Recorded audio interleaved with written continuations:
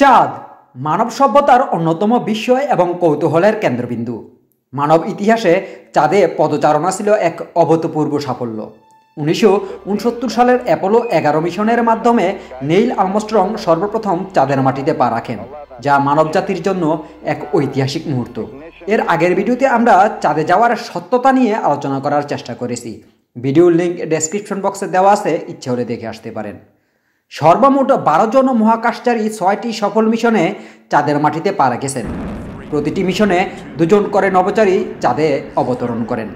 মার্কিন যুক্তরাষ্ট্রের নাসার অ্যাপোলো কর্মসূচির অংশ হিসাবে 1969 সালের জুলাই থেকে 1972 সালের ডিসেম্বরের মধ্যে সমস্ত ক্রুরা চাঁদে অবতরণ করেছিলেন।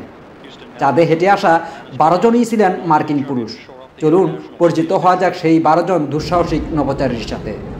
1969 সালের 21শে জুলাই অ্যাপোলো 11 মিশনে অংশগ্রহণ করেন নীল আর্মস্ট্রং এবং বাজ অল্ড্রিন। অ্যাপোলো 12 মিশনে পিট কনরাড ও অ্যালেন বিন, অ্যাপোলো 14 মিশনে অ্যালান শেপার্ড ও এডগার মিচেল। অ্যাপোলোর 15 অভিযানে চাঁদে পা রেখেছেন ডেভিড স্কট এবং জেমস আরউইন। 16 অভিযানে জন ইয়ং এবং চার্লস ডিউইক। এবং নাসার সর্বশেষ অ্যাপোলো 17 মিশনে 1972 সালের 11 থেকে 14 ডিসেম্বরের মধ্যে চাঁদের মাটিতে পা রাখেন জিন শার্নান এবং হ্যারিসন স্মিথ।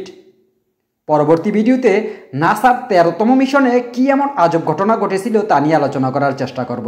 নভোচারীরা চাঁদের মাটিতে সর্বনিম্ন 2 ঘন্টা 21 মিনিট থেকে শুরু করে সর্বোচ্চ 22 ঘন্টা 2 মিনিট পর্যন্ত চাঁদের মাটিতে অবস্থান করেন। চাঁদের মিশনে অংশগ্রহণ করা প্রত্যেক নভোচারী ছিলেন নাসার নৌ এবং বিমান বাহিনীর উচ্চপদস্থ কর্মকর্তা। এদের মধ্যে 8 জন নভোচারী মৃত্যুবরণ করেন। তাদের আত্মার শান্তি কামনা করছি।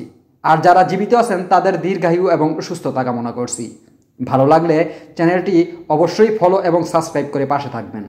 পরবর্তী ভিডিও দেখার আমন্ত্রণ জানিয়ে এখানেই বিদায় নিচ্ছি।